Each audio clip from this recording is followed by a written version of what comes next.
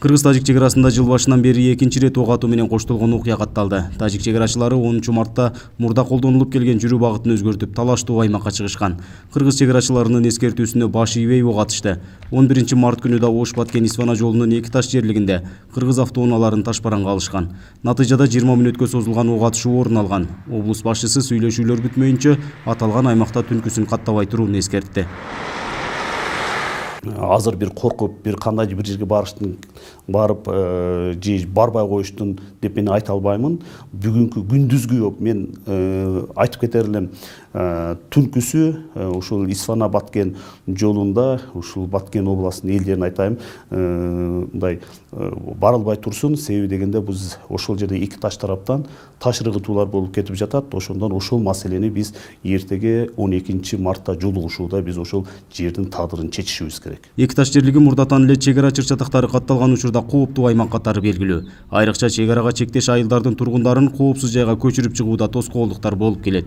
Аксай айылынын айыл башчысы акыркы катталган окуялардан да жергиликтүүлөр кооптонуп турушканын билдирди. Январдагы окуяларда өзүңөргө белгилүү мына Капчык айылында көпүрө жок. Мен муну бир топ жетекчилерге да кайрылдым. Эвакуация мезгилинде биз жаш балдар менен өтө суукта өтө кыйналып кеттик да ошонун аркасынан. Азыр эми бул жаз келип бир жазгы талаа иштерин кылышка да элдин колу барбай жатат. Азыркы кечээки 2 күндүн арасындачы түшүндүрүү иштерин жүргүзгөн менен мына коңшу тажик тараптан ар кандай провокациялар болуп атат, ок атуулар болуп атат Ылдыйкы, Көк таш айылдарында. Буга чейин чек ара окуялары тургундар тарабынан болуп келген болсо, акыркы учурларда тажик чек арачыларынын ок атуусунан башталып отурат. Бул ачык эле тажик тараптын чагымчылдыгы экенин Ак Татыр айылынын тургуну Муктар Али Калмурзаев айтууда. Чек ара чечилбесе коопсуз жайларга көчүп кеткендер да болууда дейт. Мына эки таш деп ошол жерде таш ыргытып, эми бул мындай айтканда провокация кылып атат да бул тажиктерчи. Эмне себептен анча атат? Эч ким түшүнбөйт. Уже кооптонуп, анча-мынча эл чек арадан көчүп чыгып атат башка айылдарга, коопсуз жерлерге. Конечно, элге кыйын болуп атат да бул жердечи. Жаш балдарны, кары картаң аялдар, аксакалдарды эми көрүп атабыз да чыгарып атат да.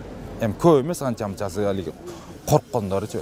2 күн катары менен болгон окуядан соң облус башчысы эки таш жерлигин көзөмөлгө алуу боюнча тапшырма бергенин билдирди. Учурда абал туруктуу экенин айтат. Чек ара кызматы күчөтүлгөн тартипте чек ара тилкелерин кайтарышууда. Ошол жердеги эки ташты биз көзөмөлгө алуу, элдерге ошол жерде жөнөкөй мындай коопсуздукту камсыз кылып берүү максатында тапшырмаларды койдум. Баткен Исфана жолу азыр ачык, эч кандай мындай жол тосулуп же токтоп калды деген андай жок. Жалпысынан чек ара азыркы учурда тынч, тиешелүү органдар жерлеринде иштеп жатат. Чек арадагы болуп өткөн окуяларга байланыштуу 12 март күнү Тажикстандын Согди облусунун башчысы менен Баткен облусунун башчысы жолукмай болду. Жолугушууга бардык район акимдери, чек ара кызматынын өкүлдөрү да катышат. Эскерте кетсек, чек арада тынчтыкты сактоо боюнча бир канча рет эки тараптын аксакалдары жолугушкан. Андан көп өтпөй акыркы окуя катталып отурат. Нургазы Жайнаков, Регион телеканалы, Баткен облусу.